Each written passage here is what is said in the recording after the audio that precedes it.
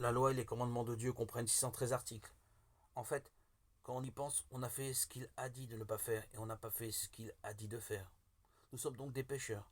Et il est écrit dans la Bible que Dieu nous a donné ses lois afin de nous faire prendre conscience de nos péchés. Romains 3:20. Cela signifie qu'il nous a donné sa loi et ses commandements pour nous apprendre que nous étions des pécheurs. Il ne nous les a pas donnés parce que nous étions capables de vivre en les observant, mais pour nous faire connaître nos péchés. Il ne nous a pas donné sa loi et ses commandements pour que nous les observions. On ne peut espérer qu'un chien vive comme un homme. De même, nous ne pouvons vivre selon la loi de Dieu et nous ne pouvons que prendre conscience de nos péchés par sa loi et ses commandements. Dieu nous les a donnés car nous sommes des monstres de péché, mais que nous ne nous en rendons pas compte nous-mêmes.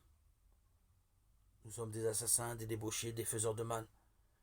Il nous a dit de ne pas tuer, mais cependant nous tuons dans nos cœurs, quelquefois en réalité. Mais comme il est écrit dans la loi que nous ne devons pas tuer, nous savons que nous sommes des assassins qui disent « Oh, j'ai eu tort, je suis un pécheur, car j'ai fait quelque chose que je ne devais pas faire, j'ai péché. » Donc l'Ancien Testament, pour sauver le peuple d'Israël des péchés, Dieu a permis à Aaron d'offrir le sacrifice d'expiation.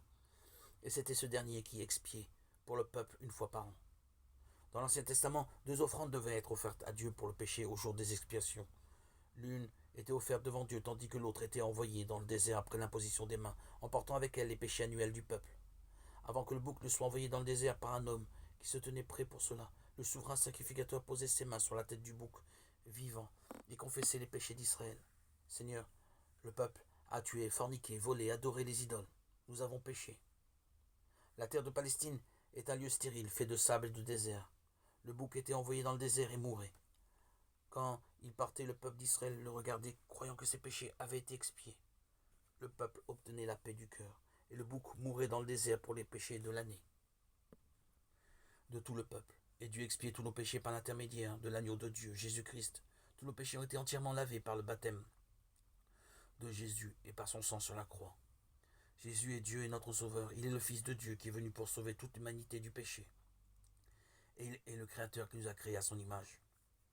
Il est descendu dans ce monde pour nous sauver du péché. Pas uniquement des péchés quotidiens que nous commettons dans notre chair, mais aussi de tous les péchés du futur. Tous les péchés de notre cœur, de notre chair, ont été transférés sur Jésus. Il devait être baptisé par Jean-Baptiste pour accomplir toute la justice de Dieu. L'expiation complète pour tous les péchés du monde.